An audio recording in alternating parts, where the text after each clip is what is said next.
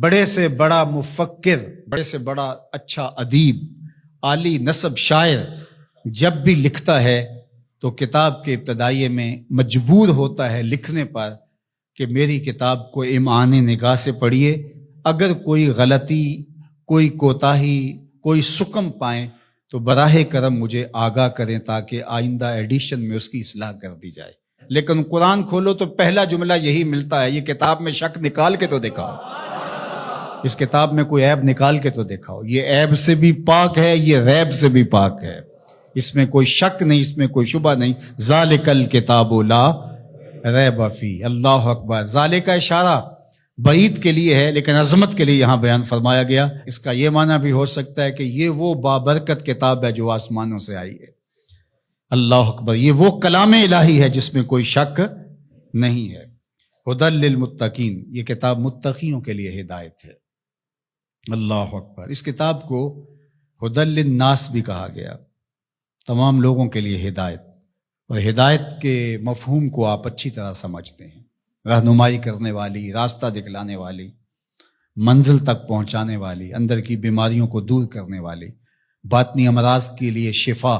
یہ کتاب ہدایت ہے، نور ہے، روشنی ہے، اور آسمانی تحفہ ہے جو حضرت انسان کو عطا کیا گیا۔ ہمارے دکھوں کا مداوع ہے، ہمارے دردوں کا علاج ہے، ہماری زندگی کو خوبصورت اسلوب دینے کے لیے یہ کتاب نازل ہوئی ہے، طریقہ حیات ہے، ہمارے لیے یہ منشور زندگی ہے۔ اس کتاب کے ساتھ ہمارا جڑنا ہمارے لیے اللہ کی قربت کا سبب و ذریعہ بن سکتا ہے۔ تو کہا ھدی للمتقین، یہ ہدایت ہے کن کے لیے؟ للمتقین، متقیوں کے لیے، اللہ سے ڈرنے والوں کے لیے۔ متقی وہ ہے جو وہاں پایا جائے جہاں اللہ اسے دیکھنا چاہتا ہے، اور وہاں نہ پایا جائے جہاں اللہ اسے نہیں دیکھنا چاہتا۔ علماء نے تقوی کے درجے بیان فرمائے۔ شرک سے بچنا ایک صورت ہے تقوی کی، کبیرہ گناہوں سے بچنا یہ بھی تقوی ہے۔ مختلف لوگوں کے مختلف درجے ہیں، صغیرہ گناہوں سے بچنا یہ بھی تقوی ہے۔ جتنا منصب بڑا ہوگا اتنا تقوی کا معیار بھی اس کو اتنا بڑا رکھنا پڑے گا۔ امام اعظم علیہ رحمہ، آپ کسی سے قرض لینا تھا تو دروازے کو دستک دے کے آ کے گلی میں دھوپ میں کھڑے ہو گئے، تو کسی نے کہا حضرت دیوار کا سایہ پڑ رہا ہے تو آپ یہیں کھڑے ہو جائیں۔ کہا مکروہ سے نفع حاصل کرنا یہی سود ہوتا ہے، تو میں اس ڈر سے سائے میں نہیں کھڑا ہو رہا کہ یہ کہیں مبادا سود نہ بن جائے۔ تو مختلف لوگوں کا مختلف تقوی ہوتا ہے۔ اللہ اکبر۔ تو شرک سے بچنا عام لوگوں کا تقوی یہ ہے، کبیرہ گناہوں سے بچنا تقوی کی یہ صورت ہے، صغائر سے بچنا یہ بھی ایک صورت ہے۔ لیکن ہر وہ شے جو خدا سے غافل کر سکتی ہو اس سے بھی بچنا یہ اللہ والوں کا تقوی ہے۔ تو اتقاء کا نور جو رکھنے والے ہیں قرآن، اس کے لیے ہدایت ہے۔ یہاں ایک سوال کھڑا ہوا، وہ یہ کہ قرآن نے ایک دوسرے مقام پہ فرمایا ھدی للناس، یہ قرآن ہدایت ہے لوگوں کے لیے، اور یہاں فرمایا متقیوں کے لیے ہدایت ہے۔ تو جو قرآن متقیوں کے لیے ہدایت ہے تو پھر لوگوں کے لیے جو ہدایت کہا گیا اس میں کیا فرق ہوا؟ تو بات یہ ہے کہ قرآن کی طبع کے اندر تو ہدایت ہی رکھی گئی ہے، قرآن تو نور ہی بانٹتا ہے، لیکن یہاں اس سے اکتساب فیض کون کرتے ہیں؟ وہ متقی ہیں۔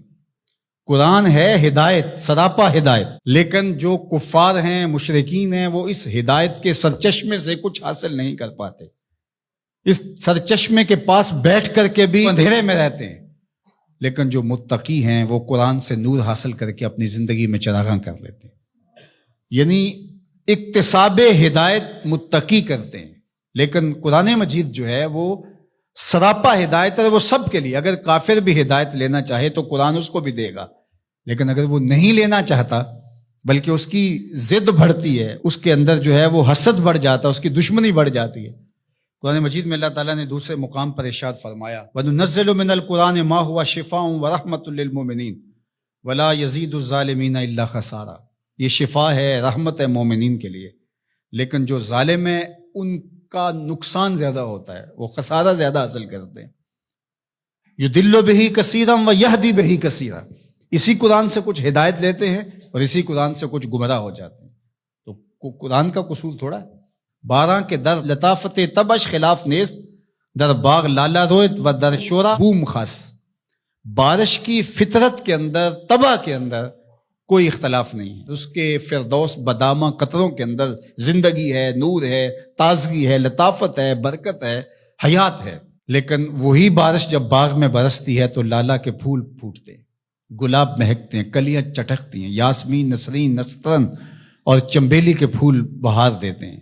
اور وہی بارش جب گندگی کے ڈھیر پہ برستی ہے تو تعفن پھیلتا ہے، بدبو پھیلتی ہے۔